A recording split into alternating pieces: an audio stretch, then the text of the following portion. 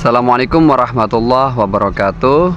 Dalam pelaksanaan ibadah-ibadah yang kita lakukan sehari-hari ini, tentu kita tidak akan mungkin lepas dari niat, karena niat itu merupakan salah satu bagian penting, bagian pokok yang terkandung di dalam pelaksanaan ibadah.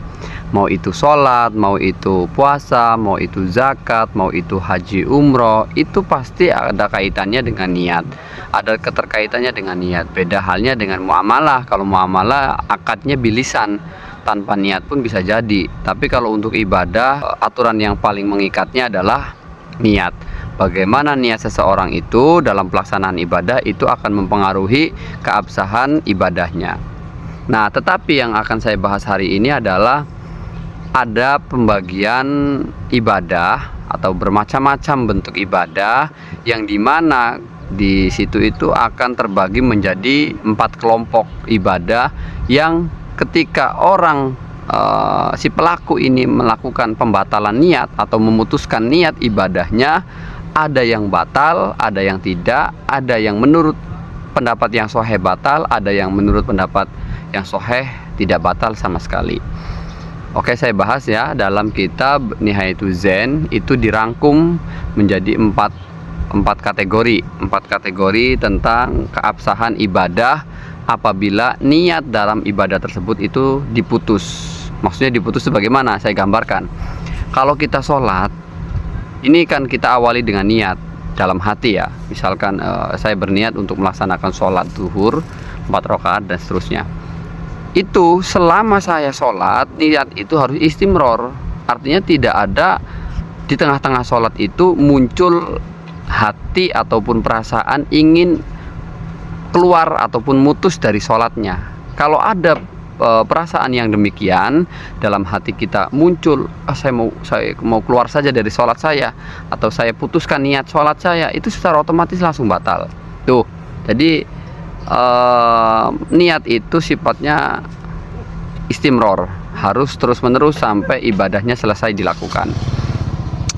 Kemudian dari pembahasan ini yang saya akan bahas adalah faidatun al ibadatu binisba ila qat'in niyati arba'atu aqsamin qismun yabtulu bimujarradi qat'in niyatihi ittifaqun wa huwa al islam was salat, wa qismun la yabtulu bidzalika ittifaqun wa huwa al hajj wal umrah, wa qismun la yabtulu bidzalika alal asah wa huwa as-shaum wal itikaf, wa qismun la yabtulu ma madha minhu alal asah lakin yahtaju al baqi ila tajdidi niyatin wa huwa al wudu wal ghuslu.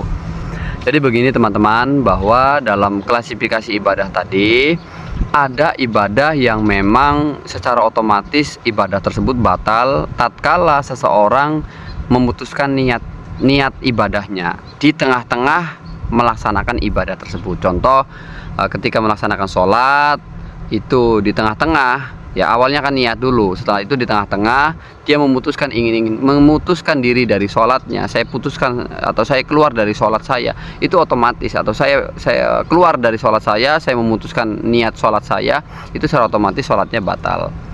Itu ya, jadi ibadah yang secara mutlak itu batal sebab memutuskan niat ini adalah sholat dan juga Islam.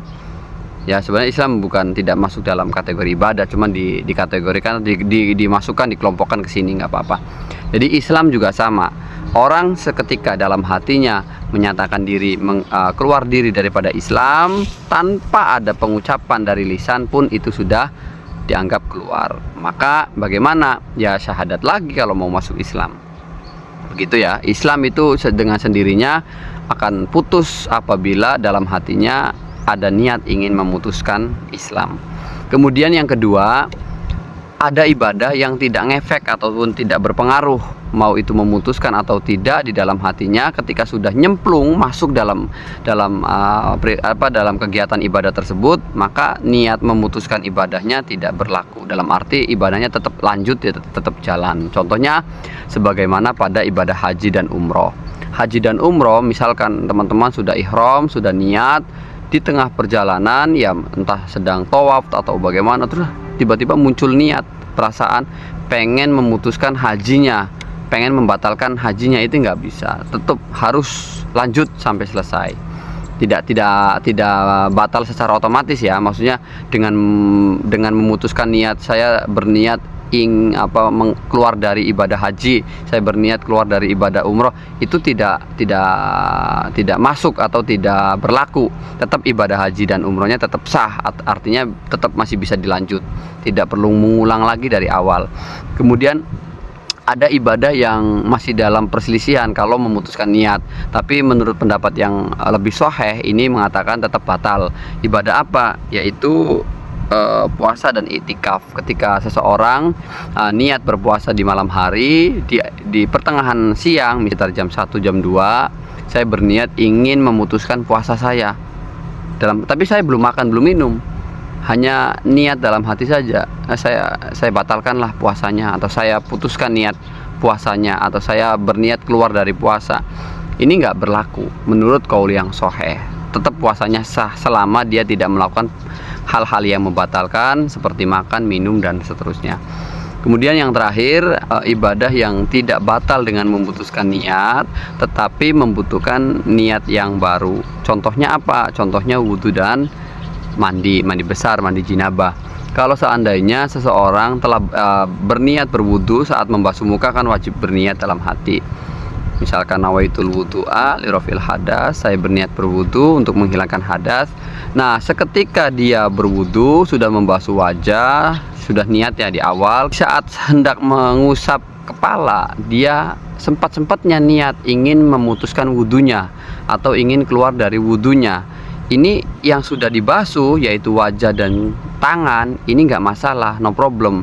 Artinya wudhunya tidak batal, tetapi untuk melanjutkan pada pengusapan kepala, sebagian kepala itu sebagaimana rukun dalam wudhu atau fardu dalam wudhu, itu membutuhkan niat ulang atau niat yang baru untuk memperbaharui niat yang telah dirusak di pertengahan wudhu. Begitu ya teman-teman. Itu cara kita membagi atau mengklasifikasikan bentuk-bentuk ibadah, yang dimana ibadah-ibadah tersebut itu selalu terikat pada niat. Maka ketika dibatalkan di pertengahan ibadah, pembagiannya yang demikian tadi. Ada yang batal secara otomatis, ada yang tidak batal otomatis, ada yang batal menurut qaul yang sahih, ada yang batal dari bagian-bagian yang sudah dilakukan tapi perlu niat baru untuk yang belum dilakukannya. Assalamualaikum warahmatullahi wabarakatuh.